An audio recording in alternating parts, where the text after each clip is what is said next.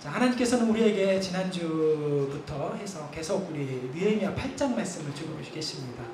이스라엘 백성들이 이 8장 말씀에는 다시 하나님의 백성으로 또 하나님의 자녀로 다시 한번 돌아가면서 이 영적 부흥과 대각성이 일어날 사건들을 적어놓은 말씀이 느헤미야 8장의 말씀입니다. 또 그런 현장을 우리는 생생한 현장, 영적 대부흥과 영적 대각성이 일어난 이 현장을 우리 눈으로 보고 있는 것입니다. 우리가 부흥 또 부흥하면서 이 부흥회를 얘기를 하는데 이 부흥의 참 뜻을 알아야 돼요. 이 부흥은 모양이 이렇게 커지고 또 수와 양이 많아지는 것이 결코 아닙니다. 사실 이 모양이 커지고 수가 많아지는 것은 부흥의 이 결과이지 부흥의 이 본질이 아니라는 것이죠. 부흥의 이 사전적인 의미에서도 우리가 알 수 있듯이 쇠퇴하고 소멸하는 것을 다시 일으키다라는 뜻을 가지고 있는 것이 이 부흥의 이 사전적인 의미인데, 영적 부흥은 그동안의 이 신앙이 신앙답지 못한 것, 즉 하나님의 말씀을 듣지 못하고 하나님의 말씀을 온전히 믿지 못한 것을 어떻게 해요? 다시 깨달아서 우리의 자리, 지금의 이 자리를 이대로는 안 되겠다라는 결단으로 신앙의 자리로 또 다시 말씀의 자리로 기도의 자리로 예배의 자리로 또 특별히 사랑의 자리로 우리 자리를 옮기는 것이 바로 영적 부흥인 줄 믿습니다. 성경에서는 이런 영적 부흥에 대해서 또 많은 이야기들이 있고 많은 말씀들을 전하고 있습니다. 성경 곳곳에 개인의 결단, 무리의 결단, 공동체의 결단 막 이런 모습들이 많이 있어요.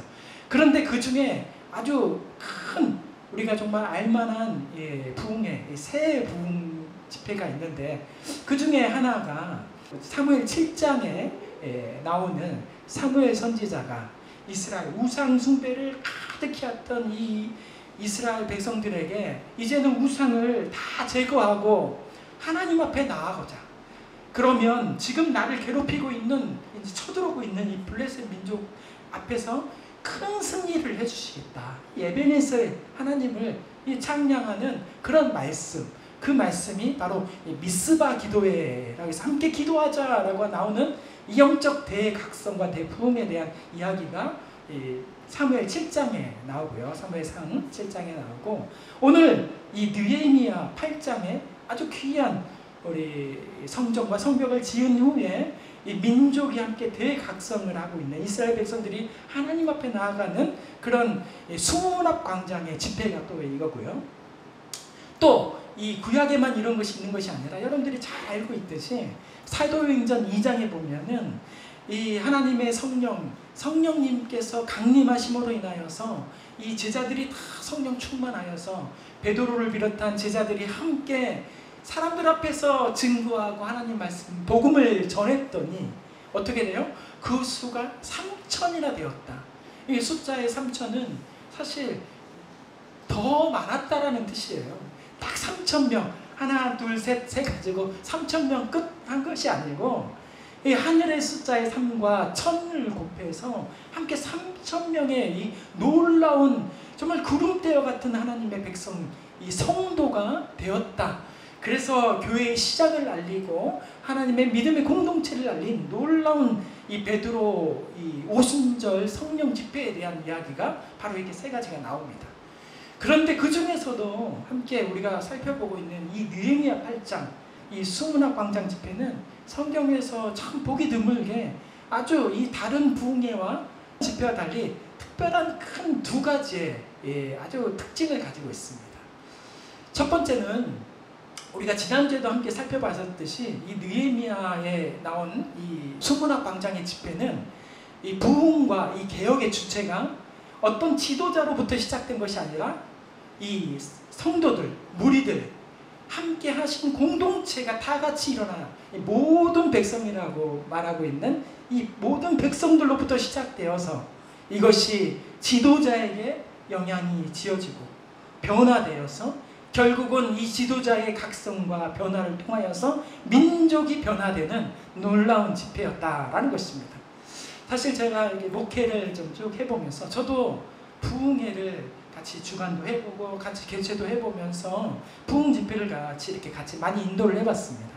그런데 어느 부흥 집회가 성도님들이 일어나셔서 먼저 우리에게 말씀이 필요하니까 부흥회를 열어주십시오. 우리가 기도가 필요하니까 부흥회를 열어주십시오. 정말 우리가 한번 모여보겠습니다 하면서 하는 집회가 거의 없어요. 없죠. 왜냐하면 살기 바쁘니까. 또 그런 것을 해야 하는 목회자가 있으니까 다 이렇게 일임하기 때문에 부흥회가 있겠지 하면서 뭐 그런 생각으로 다 살고 있는 것입니다. 그런데 이 부흥회, 이 수문화 광장 집회는 달랐다라는 것입니다. 백성들의, 이스라엘 백성들의 그런 마음과 심령이 먼저 말씀을 향한 열망과 뜨거움과 강렬했다는 것이죠. 그 말씀에 대한 열망과 뜨거움과 강렬함이 개인의 신앙만 변화시킨 것이 아니라 그 무리들만 변화시킨 것이 아니라 이들이 하나님의 성전과 성벽, 수문 앞 광장의 모임으로 인하여서 영적 지도자들을 변화시키고 놀라운 역사를 일으켰다라는 말씀입니다. 오늘 본문 13절 우리 같이 한번 읽어보도록 하겠습니다. 그 이튿날 뭇 백성의 족장들과 제사장들과 레위 사람들이 율법의 말씀을 밝히 알고자 하여 학사 에스라에게 모여. 아멘. 지난주 함께 말씀 나눴듯이 이 8장 1절에서 12절 말씀의 중심에는 모든 백성이라는 백성들이 있었어요. 모든 백성들의 그 모습들에 가장 놀라운 사람들은 이 대적들도 참 놀랬겠지만, 왜냐하면 이스라엘 백성들이 막 집을 떠나가지고 성전으로 막 모이니까 그것을 바라고 있던 이 산발락과 도비아 같은 이런 대적들이 쟤네들이 뭐 하는 거야?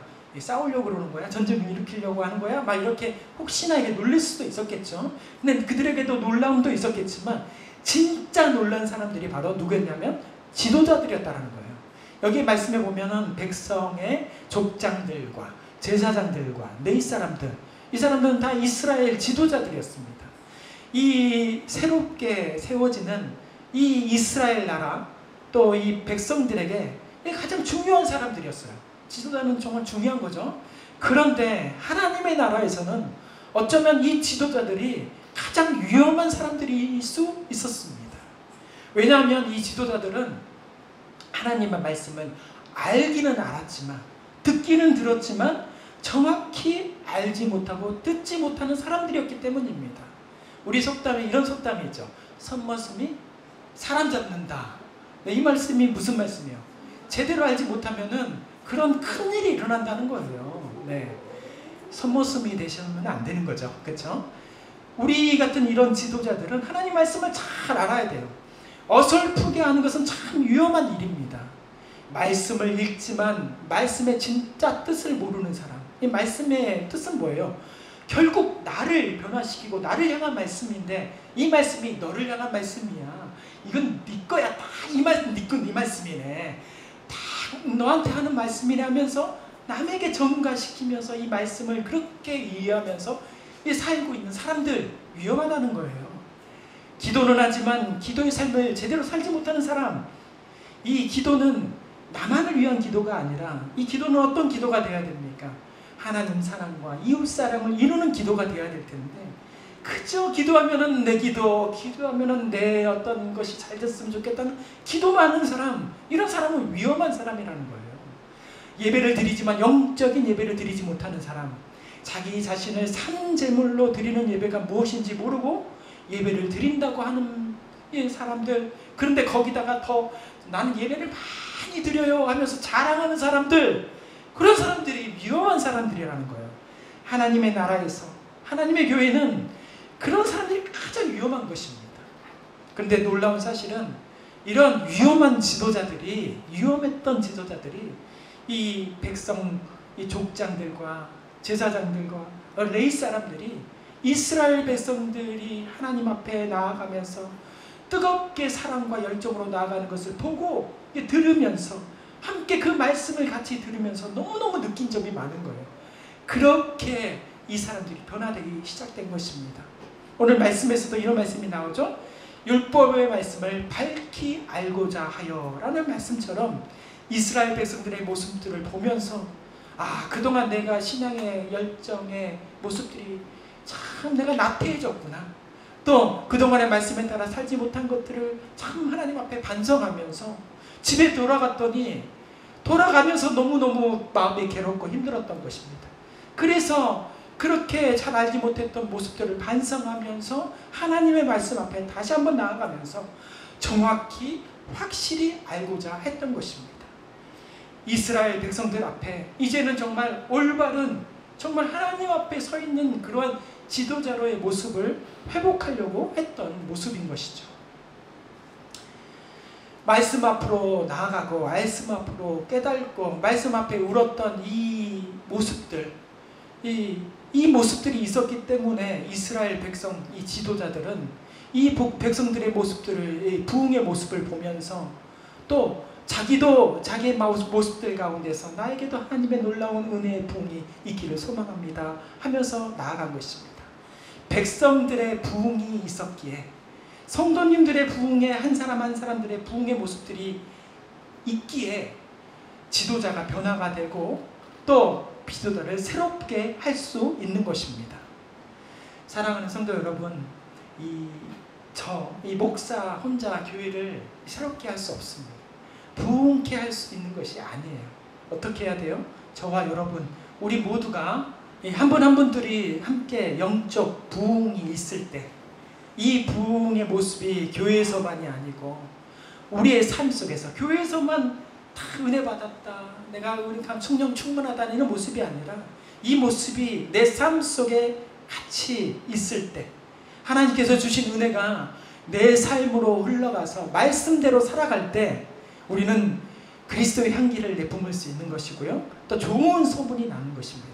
안디옥 교회처럼 저들이 바로 그리스도인이구나 라는 좋은 하나님의 놀라운 칭송을 받는 그런 교회로 세워질 줄 믿습니다. 하나님께서 주시는 교회는 그렇게 세워지는 거예요. 목사 혼자만 영적으로 나간다고 하는 것이 아니라 온 성도님들이 함께, 또 때로는 성도님들의 모습을 보면서 목사가 변화되는 그 모습 가운데 함께 은혜를 주고 받으면서 그렇게 아름다운 교회를 세워나가는 것입니다. 또 이 수문앞 광장의 큰 집회의 특징은 그날의 은혜가 계속 이어졌다라는 것입니다. 이 그날의 은혜가 뭐죠? 지난주에 함께 살펴봤듯이 진정한 축제, 나만 평안하고 우리 가족만 평안하게 쉬고 기쁨을 누렸던 것이 아니라 이 말씀으로 인하여서 회개, 기쁨, 하나가 되는 이 놀라운 진정한 축제가 있었던 그 은혜의 날이 오늘 본문 13절의 말씀처럼 그 말씀의 시작에서도 그 이튿날이라는 시작으로 시작되는 것처럼 계속 됐다는 것이죠. 저는 이 말씀, 그 이튿날이라는 말씀을 보면서 참 은혜가 되었습니다. 여러분들도 은혜가 되시길 바랍니다. 그 이튿날이라는 뜻은 뭐예요? 어떤 일이 있는 그 다음 날이라는 뜻이잖아요. 그러니까 어떤 일만 있어서 끝난 것이 아니고요, 그때만 잠깐 좋고 행복하고 막 놀라운 이 감사가 넘치는 것으로만 다 끝난 것이 아니라 이 말씀처럼 이 말씀을 듣고 깨달아 울면서 기뻐했던 그날의 역사가 그날로 끝난 것이 아니라 그 다음 날에도 그 다음 날에도 그 다음 날에도 계속 이어졌다라는 것이 이 상징적으로 보여주는 말씀이 바로 그 이튿날이라는 말씀인 것이죠. 우리가 신앙생활을 좀 하신 분들은 잘 아실 거예요. 부흥회가 있고 특별한 집회가 있으면 어떻게 돼요? 참 그 부흥회로 인하여서 눈물도 흘리고요, 회개도 합니다. 그리고 그동안 참 웃지 못했던 삶 속에서 웃을 날이 별로 없잖아요. 근데 그 집회를 통해서 웃음도 기쁨도 회복하면서 너무 행복해집니다. 그렇게 해서 마음도 이렇게 답답했던 마음들이 뻥 뚫리는 것처럼 그렇게 집을 쫙 향해서 나가요. 그런데 나아가는과 동시에 어떻게 돼요? 바로 주차장에서 싸우면서, 또는 어디서 싸워요? 가면서 어디서 막 집에 갔더니 누워져 있는 그 사람으로 함께 싸우고, 자빠져 있는 자식들과 함께 밥 먹었냐 안 먹었냐 하면서, 공부를 했냐 안 했냐 하면서 이 모든 것을 쏟아버리면서, 그러니까 그러한 감격도 기쁨도 이런 뻥 뚫린 마음들로 다 사라져버리고 다시 답답함, 슬픔과 걱정, 근심이 막 쌓여버리는 경우들이 저만 있었던 것은 아니잖아요. 그렇죠? 우리 모두에게도 다 있었잖아요. 그러한 것이 있었었는데 수문학 광장에 모였던 이스라엘 백성들 또 함께 모였던 이 지도자들에게는 달랐다라는 것입니다. 그렇지 않았다는 것이에요. 그날 이 학사 겸 이 서기관이죠. 학사라는 것은 이 학사 겸 제사장이었던 에스라가 하나님의 말씀을 이렇게 낭독할 때 또 그 주변에서 그 낭독한 말씀을 알아듣지 못해가지고 저 말씀이 뭘까 갸우뚱갸우뚱하고 있는 그 이스라엘 백성들을 향하여서 레위 사람들이 가서 그 말씀을 해석해주면서 그렇게 알려줄 때 그날에도 은혜를 많이 받았지만 그 은혜가 집에 가서도 하루가 지나도 이틀이 지나도 계속 됐다라는 것입니다. 하루가 지나고 이틀이 됐다고 3일 되고 이 놀라운 은혜가 그 가운데 있었다라는 이 참 놀라운 말씀이죠. 어떻게 이런 일들이 일어날 수 있습니까? 여기 수문학 광장의 사람들에게는 은혜가 계속 되는데 그렇게 들었던 말씀을 계속 간직하면서 하나님의 주신 사랑이 이런 것이군요 하면서 이 살아가는 은혜가 넘쳐났는데 왜 저와 여러분은 그런 은혜를 들으면 그런 은혜가 금방 사라지고 또 그 은혜가 다 계속되지 못할까요? 사실 우리 교회가 참 이런 말씀들을 많이 들어서 너무 좋습니다. 그 사이에 우리 예배 분위기가 참 좋다. 또 찬양이 좋다. 말씀이 좋다. 네. 웃고만 해. 네. 여러분들이 아멘한 거예요. 네. 아무튼 그런 말씀들이 있어요. 너무너무 감사하죠. 너무너무 좋다라는 말씀이 있어요. 그런데 왜 이 은혜의 자리, 이 자리를 떠나면 똑같이 집에 가면은 그 은혜는 사라지고 왜 그렇게 없어지고 이전과 같이 똑같은 모습으로 살아가냔 말이죠. 그 이유에 대해서 이 느헤미야 8장의 말씀에서 정확하게 말씀해 주죠. 이 느헤미야 8장 말씀을 쭉 자세히 읽다 보면은 왜 나는 그렇게 살아가고 있는가? 왜 그렇게 살아가야만 하는가? 이렇게 살 수 없는가에 대해서 정확하게 말씀해 주십니다. 그것은 이 은혜로 회복된 모습과 우리의 돌아간 일상의 삶이 다르다라는 거죠. 여기서의 모습과 삶 속의 모습이 다르기 때문에 그렇습니다. 다시 말해서 말씀을 통해 회복된 은혜의 이 부흥을 주셨는데 우리의 삶에서는 그 은혜와 부흥을 지켜내는 어떤 것이 없어요? 거룩한 열심이 없고 또 뭐가 없어요? 거룩한 결단이 없기 때문에 없기 때문에 그런 일이 일어난다는 것입니다. 그래서 수문학 광장에 모인 사람들에게는 그런 이스라엘 백성들에게는 그 이튿날로 상징되어 있는 사람들에게 그 생활과 삶 속에서 그 회복된 은혜를 간직하려고 하는 거룩한 열심과 거룩한 결단이 있었고 그들에게는 있었고 그러나 우리에게는 예배 속에서 이렇게 받은 은혜를 그 회복의 은혜를 그 생활 속에서 간직하려고 했던 거룩한 열심과 거룩한 결단이 없다라는 것이죠. 그게 다른 점입니다. 그게 이 느헤미야 8장에서 말씀해 주신 거죠. 그런 의미에서 이 느헤미야 8장을 쭉 읽다 보면은 참 읽으면 읽을수록 놀라운 은혜를 발견할 수 있는 말씀이 참 느헤미야 8장의 말씀이라는 생각을 제가 들었습니다. 여기에는 이 느헤미야 8장의 말씀에 보면 우리 지난주에 봤던 1절과 12절 말씀에 이렇게 보면은 회복의 은혜가 말씀이 쭉 이어집니다. 1절에 보면은 어떤 회복이 나오냐면요. 모든 백성이 일제히라는 말씀을 통해서 모임이 회복돼야 된다라는 그런 모임에 대한 회복의 이야기가 나오고요. 또 에스라의 학사 에스라의 말씀 모세 율법을 책을 가져오기를 청하매라는 이 말씀을 통해서 말씀의 회복에 대한 이야기가 나옵니다. 아무거나 갖다 읽었다라는 게 아니죠. 하나님의 말씀을 가지고 읽었더니 그런 역사가 일어났다라는 것입니다.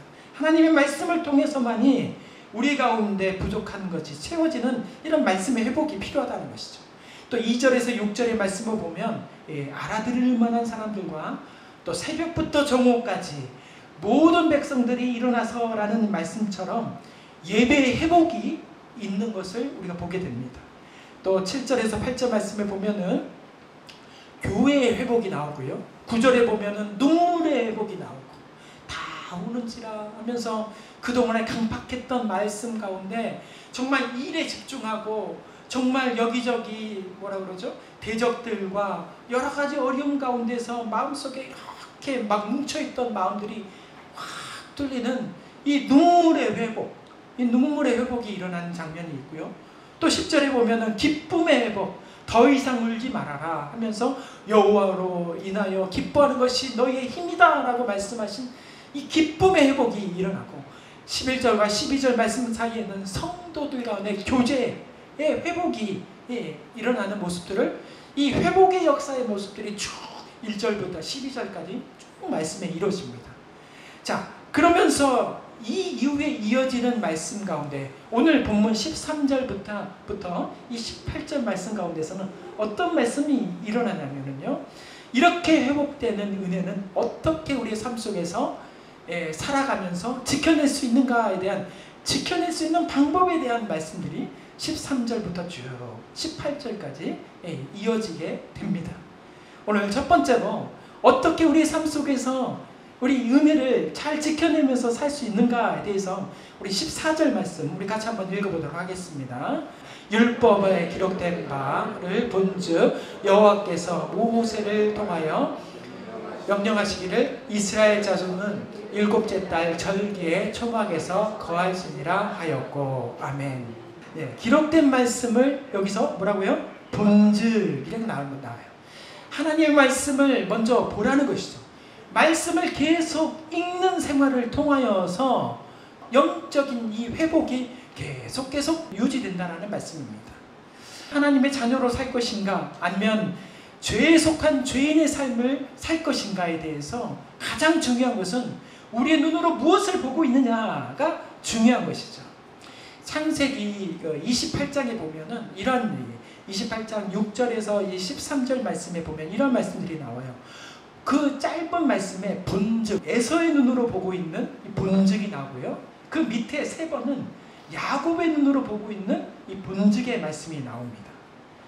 에서의 육신으로 보는 눈이고, 또 세 번의 본즉은 야곱의 은혜의 눈으로 바라보고 있는 말씀이 나오는 것이죠.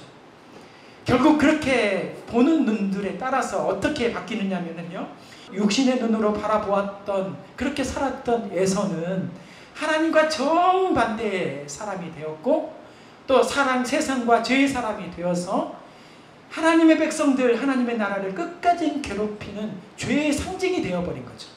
그렇게 보고 육신에 보고 본죽했던 이 에서의 그 자손들은 그런 상징이 되어버린 것입니다. 그런데 현실은 좀 힘들고 어렵지만 끝까지 하나님의 은혜를 구하며 소망으로 또 기도하며 나아갔던 야곱의 눈, 그 소망을 바라봤던 야곱의 눈은 결국 그로 인하여서 베델이라는 하나님의 집을, 하나님의 전을 이렇게 세우게 되고, 그로 인해서 하나님이 원하는 삶을 살아가면서 이스라엘의 민족을 이루는 시작이 되었던 것입니다. 정반대, 무엇을 보느냐에 따라서 정반대의 삶을 살았다는 것입니다. 우리가 무엇을 보고 있느냐, 바로 그것이 저와 여러분들 지금 우리가 하나님의 은혜 가운데 살고 있는가, 아니면은 세상적인 죄에 따라서 죄악으로만 살고 있는가에 대해서 알려주고 있는 것입니다. 여러분들이 무엇을 보고 계십니까? 그거에 따라서 하나님의 은혜의 사람인가 죄악의 사람인가를 바로 나눌 수가 있는 것이죠. 하나님께서는 우리의 눈을 통해서 기회를 주시는 것입니다. 이스라엘 지도자들이 이 본즉의 말씀처럼 그동안의 자기의 모습들을 뒤로하고 하나님 말씀을 앞으로 나아가서 하나님의 말씀을 밝히 알고자 하여라는 이 말씀대로 살면서 우리도 이제 하나님 말씀으로 앞으로 나아가 하나님의 말씀의 뜻대로 살겠습니다. 그런 결단함으로 나아갔듯이 우리도 함께 말씀으로 하나님의 읽는 사람으로 살아가시기를 바랍니다. 두 번째로 이 회복된 은혜를 지켜내는 방법에 대해서 이 말씀에 따라 순종하는 생활이 필요하다라고 오늘 15절 말씀 가운데 같이 한번 나옵니다. 우리 같이 15절 말씀을 읽어보도록 하겠습니다. 또 일러스되 모든 성읍과 예루살렘에 공포하여 이르기를 너희는 산에 가서 감람나무 가지와 들감람나무 가지와 화석류 나무 가지와 종려나무 가지와 기타 무성한 나무가지를 가져다가 기록한 바를 따라 초막을 지으라 하라 한지라. 아멘. 때로는 이게 말씀이 나의 뜻대로 나의 생각과는 많이 다를 수가 있습니다. 자, 오늘 말씀에서도 이런 것이죠. 어디서 나뭇가지를 도대체가 가져와서 집을 지으라는 거예요. 한 집도 아니고 수십 명이 수백 가정의 나무 이 초막을 지으라는 건데 어디서 나뭇가지를 가져와서 지으라는 거예요. 어떤 나무로 어떻게 지으라는 거야. 정말 제정신이냐? 나는 힘도 없고 돈도 없고 아무것도 없는데 자꾸 뭘 하라고 하는데 나는 너무너무 괴롭다라는 것이 이스라엘 백성들의 반응일 수가 있습니다. 말씀대로 순종하면 놀라운 기적과 역사가 일어난다는 것을 이 말씀을 통해서 보여주시는 거죠. 왜냐하면 나뭇가지가 왜 나의 가운데 없고 왜 나에게는 그런 불평과 불만이 있냐면요, 쉽게 가까운 데에서 그 나뭇가지를 찾으려고 하고 구하려고 하니까 그게 안 되는 거예요. 안 보이고 없는 것입니다. 좀 더 눈을 들어가지고 어떻게 해요? 멀리 보고 좀 힘들지만 멀리 좀 나아가면은 거기에는 뭐가 있어요? 나뭇가지가 있어요. 하나님께서 없는 것을 말씀하시는 게 아니에요. 좀 열심을 내면 그런 것을 구할 수가 있는 것입니다. 내가 생각지도 못한 그런 나뭇가지, 정말 대단한 것들을 구할 수가 있는 것입니다. 애쓰는 삶이 필요한 것입니다. 안 보이던 나뭇가지도 보이고요, 내가 생각했던 것보다 더 좋은 것들을 발견할 수 있는 것입니다. 우리가 너무나 잘 알고 있는 이 마태복음 6장 33절, 그런즉 너희는 먼저 그의 나라와 그 의를 구하라. 그리하면 이 모든 것을 너에게 더하시리라는 말씀이 바로 이 말씀이죠. 어렵고 힘든 세상 가운데서 내가 지금 당장 이 힘든 상황이기 때문에 당장 그의 나라와 그의 의를 먼저 구하는 것은 결코 쉬운 일이 아닙니다. 우리는 당장 나에게 필요한 것, 내가 할 수 있는 일들만 하게 되게 됩니다. 그래서 우리에게 주신 은혜는 딱 거기까지인 거죠. 딱 거기까지의 상황들, 딱 거기까지의 초막밖에 지을 수가 없는 거예요. 그런데 우리가 이 말씀대로 우리가 하나님을 위하여서, 나를 위하여서, 또 너를 위하여서, 우리 모두를 위하여서 우리에게 필요한 것을 구하는 사람, 필요한 것을 애쓰면서 해나가는 사람, 좀 어렵지만 그런 것들을 향하여서 열심을 내는 사람, 그런 순종이 있으면 그런 순종에 하나님께서는 우리의 필요한 것들도 채워주지만 그 이상의 것들, 이보다 더한 것들을 하나님께서 주신다는 말씀이 바로 마태복음 6장 33절 이 말씀입니다. 말씀 가운데 순종하는 삶이 있으실 때, 그런 모습이 있을 때 우리의 기대를 넘어선 놀라운 하나님의 은혜와 역사가 있다는 것을 믿으시길 바랍니다. 말씀에 대한 순종은 우리에게 은혜 위에 은혜를 더하여 주신 줄 믿습니다.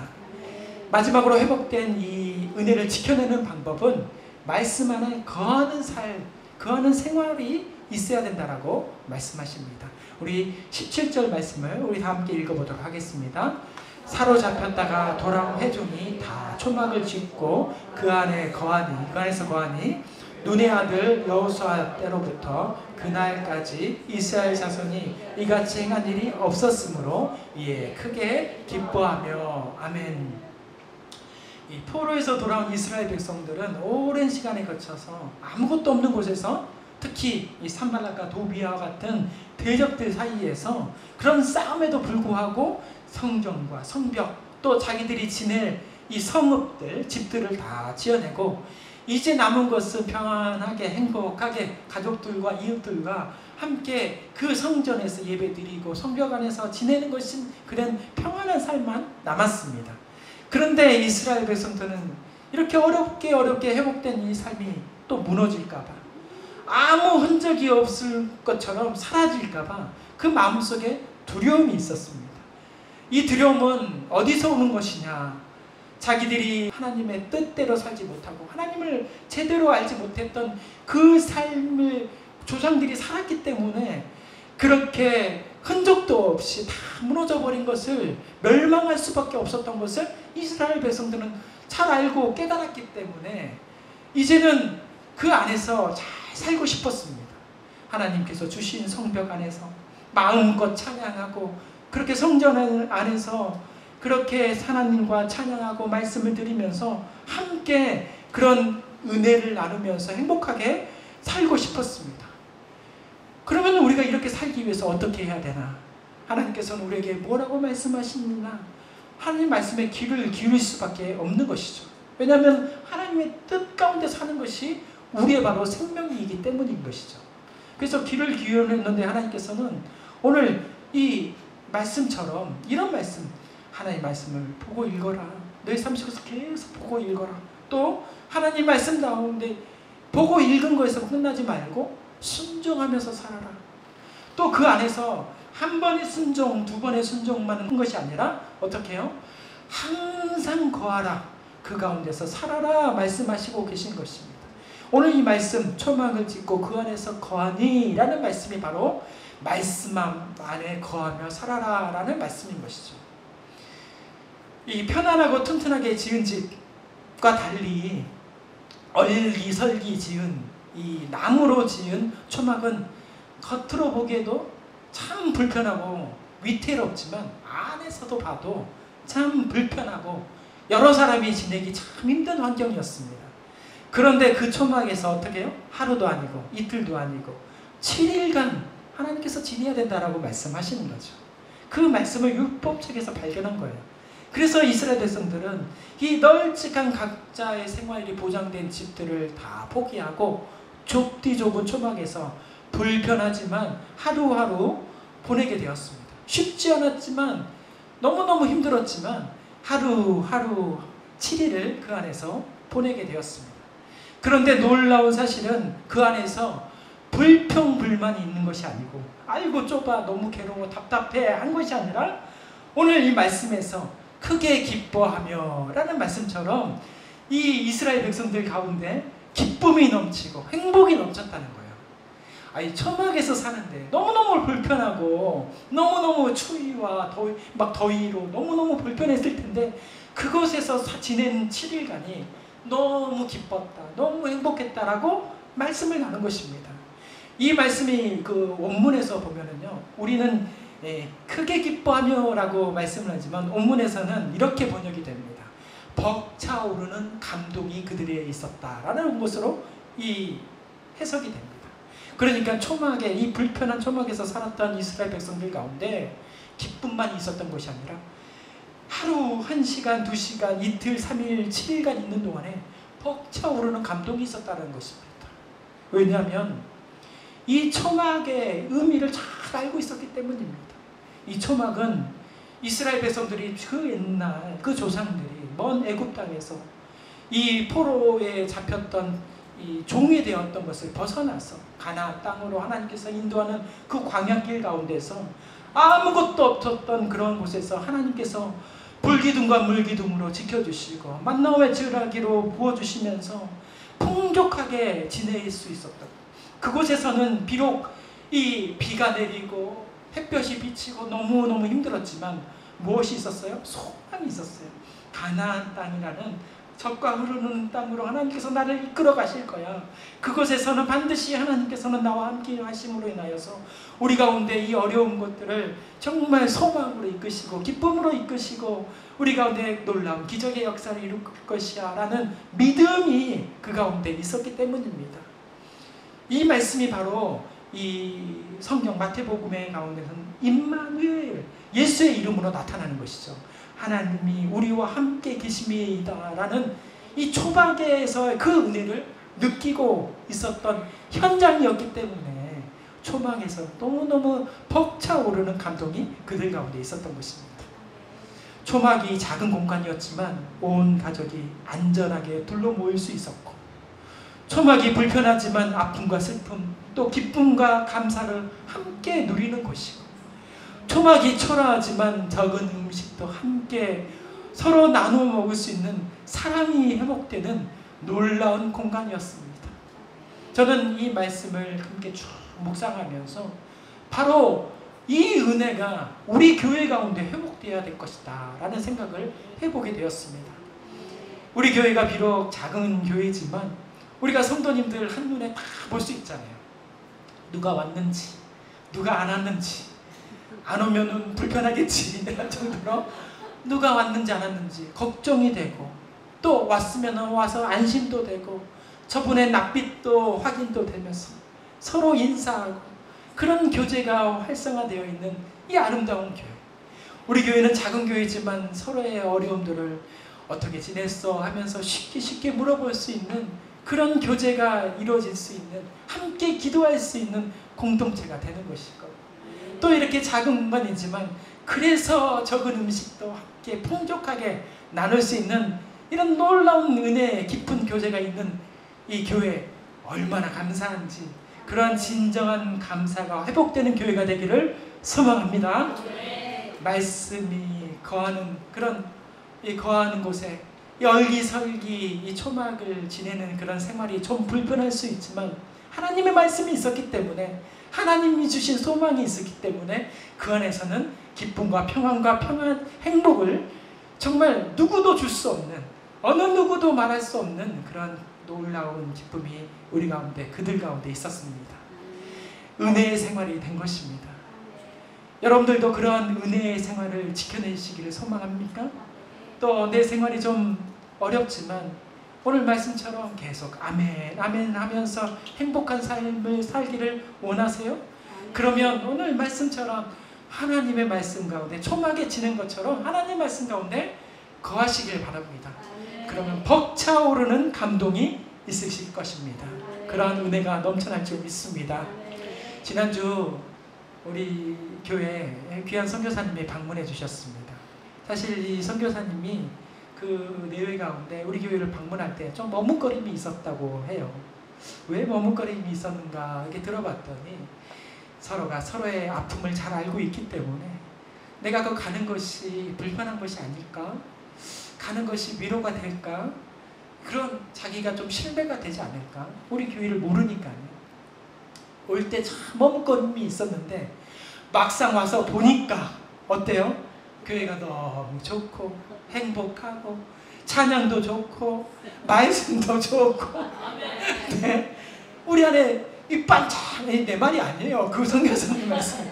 얼굴들 한 분 한 분들이 반짝반짝 빛나는 그런 얼굴들을 볼 수 있어서 정말 여기 앉아서 함께 예배를 드리는데 너무 벅차오르는 감동에 정말 하나님께 감사드리고, 정말 그런 다시 한번 그렇게 카자흐스탄 가운데서 힘들었었던 마음들이, 위축됐던 마음들이, 나도 그곳에 돌아가면 이런 예배, 이런 공동체, 이런 곳에서 예배 드릴 수 있는 공동체를 세워보겠다라는 이 결단의 마음을 가지고 갔다는 것이에요.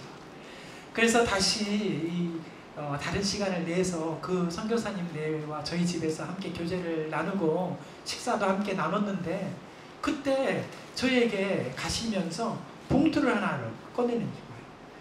목사님, 선교사님 이게 뭡니까? 그랬더니 펼쳐봤더니 뭐예요? 11조를 꺼내는 거예요. 내가 그랬어요, 선교사님께. 선교사님, 저희가 헌금을 드려야죠. 그랬더니 우리 선교사님 하시는 말씀이, 목사님, 제가 이 교회에 11조를 꼭 하고 싶었습니다. 저도 헌금을 해야 되잖아요. 그런데 이 교회에, 우리 교회에 이 헌금을 하고 싶었습니다. 목사님, 이러한 행복한 교회, 정말 아름다운 교회를 세워주셔서 감사합니다 하면서 제 손을 꼭 붙잡고 저와 뜨거운 포옹을 하고 돌아갔습니다. 저는 그러한 서로의 교제를 나누면서 참 기뻤습니다. 한 명의 선교사님에게 기쁨을 준 것도 감사했지만, 그러한 기쁨이 하나님 앞에 우리가 보여지고 있다는 것이 참 기뻤고, 제 마음속에도 벅차오르는 감동이 있었습니다. 사랑하는 성도 여러분, 은혜는 삶으로 나타나야 합니다. 받은 은혜는 우리 생활 속에서 흐르고 또 넘치고 충만해야 됩니다. 그렇게 하나님의 말씀을 읽고 하나님 말씀 따라 순종하고 하나님의 거하는 생활, 그러한 거룩한 열심과 그러한 거룩한 결단이 우리 가운데 있을 때 하나님께서는 벅차오르는 감동으로 우리의 삶 가운데 놀라우신 은혜를 부어주실 것이라 저는 믿습니다. 여러분들 마음 가운데 또 여러분의 생각 가운데 여러분의 하고자 원하는 손길과 발길 가운데 하나님의 벅차오르는 놀라운 이 감동이 날마다 흐르는 그러한 역사가 일어나기를 간절히 소망합니다. 기도하겠습니다.